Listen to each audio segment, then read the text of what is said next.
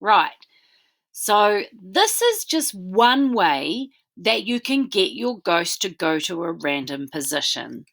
The other way is to actually add in random details. All right.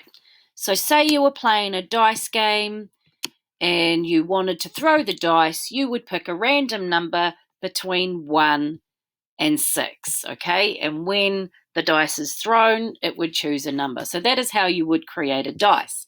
Now, in this one, what I want to do, I'm going to take out the go to the random position, and I am going to head back to motion. Now here you have a go to X0, Y0. Now let's just say my ghost is over here. To show you where X equals 0 and Y equals 0, you click on that. So if you can imagine that this is your X and Y axes grid, all right? X across here, just like in maths, and Y here. So if you wanted to move further along the X to the left grid, you will see that X goes into negative.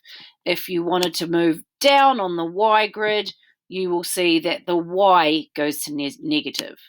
Upwards, Y goes to positive, and to the right for the X, X goes to positive, all right? So let's pop that back at 0, 0.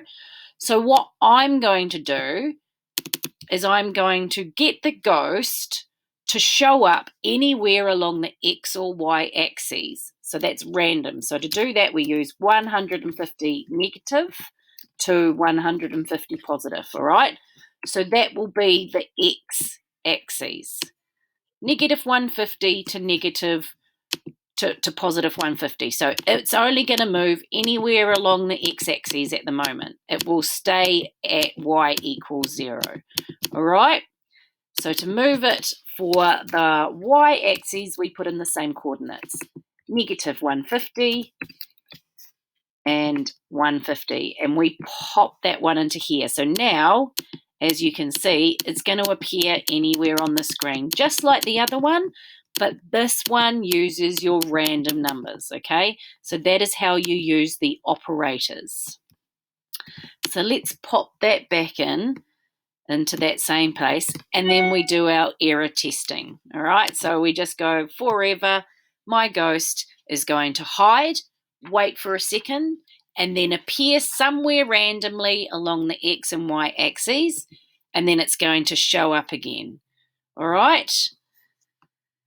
And then it's going to wait 1 second. Now that's going to do it within the loop forever. Okay, so hopefully you've got that. And then we'll move on to the code that we're going to need for catching the ghost.